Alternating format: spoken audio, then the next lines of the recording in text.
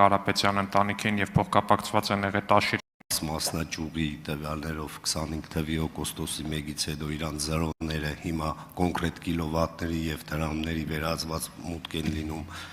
հեծի հաշիվներ, ուրեմն 2023 թվականի նոյեմբերի 4-ին կատարվել է հեծի սեփականության նոր գրանցում Գյումրի քաղաքի Խերիմյան Հայրիկ փողոցի 38/7 հասցեով գրանցված սեփականության իրավունքը ուժը կորցրած է ճանաչվել, գրանցվել է նոր սեփականության իրավունք եւ այս նոր վկայականի մեջ հեծի տարածքից սեփականությունը հանդիսացող տարածքից 1780 քառակուսի մետր տարածք օդարվել է որոշակի շենք շինություններով։ Սա հենց Շարատայլյանի Ղարս մասնաճյուղի հետնամասում է ենթակայանի, այնտեղ նաև կից կառուցվել է արդեն նոր ենթակայան։ Հիմա կոնկրետ հարց, մեր ձեր ընկերները ներկայացրեցին ցես լավ կառավարիչ, հմուտ, գործին տիրապետող, կարող եք ասել որն է եղել հեծի օրինական շահը, այս դեպքում կոնկրետ սեփականատիրոջ օրինական շահը, երբ տվյալ բավականին մեծ հողակտորը օդարվել է Եվ հիմա այս պահին այնտեղ խնդիր կա նոր կառուցած ենթակայանի մուտքը ապահովելու, գիտեք, դուք ինձանից լավ եք տիրապետում ոլորտին, հնարավոր են վտարային իրավիճակներ, հրդեհ եւ այլն, շտաբօգնության հրշեջ մեքենայի մուտքը հիմա բավականին երկար ճանապարհ պետք է կտրի, որ հասնի, որովհետեւ այդ ճանապարհը կից հողը օդարվել է անուններ չեմ տա, երևի դուք գիտեք ում եւ տվյալ տարածքում ռեստորան է։ Խնդրում եմ նշեք հենցի օրինական շահը որն է եղել։ Շնորհակալություն։ Ճիշտ ասած 23 թվականին ասացիք։ Ճիշտ ասած տեղեկացված չեմ կոնկրետ այդ մոտարապես հասկանում եմ ինչի մասին եք ասում, բայց տեղեկացված չեմ, այսինքն ես չեմ եղել այդ այսպես ասած լիազոր անձը, բայց ձեզ մի հետաքրքիր բան ասեմ, ինձ այդ հարցը ուղղելու փոխարեն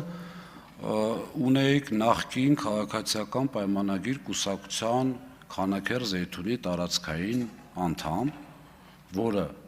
կուսակցական պատկանելությունը այսպես կասեցրեց եւ գնաց հանրային ծառայությունները կարգավորող հանձնաժողովի նախագահ։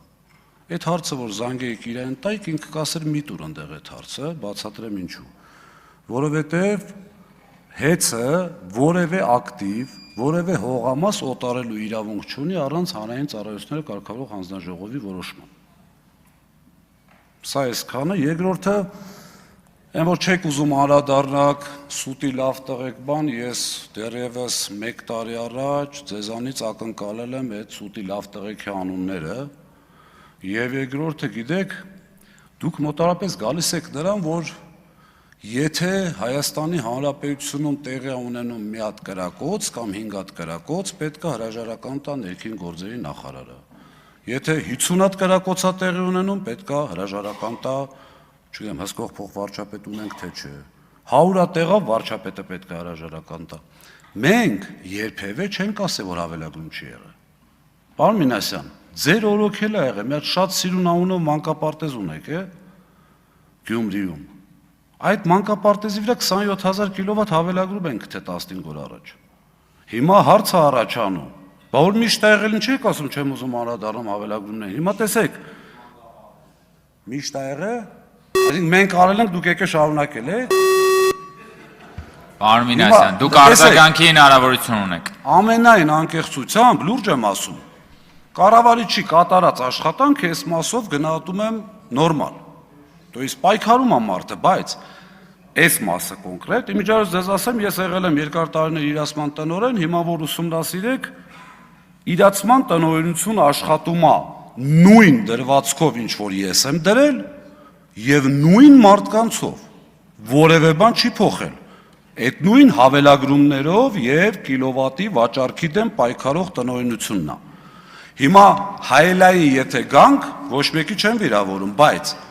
Դավիթ Ղազինյանին, Սամվել Կարապետյանին մեղադրել, որ իրանք հավելագրումների մեջ ինչ-որ բան են ունեցել, դա նույնն է, որ այսօր ձեզ, ձեր անմիջական նախկին ղեկավարին եւ իր ղեկավարին մեղադրել, որ փայ են ունեցել։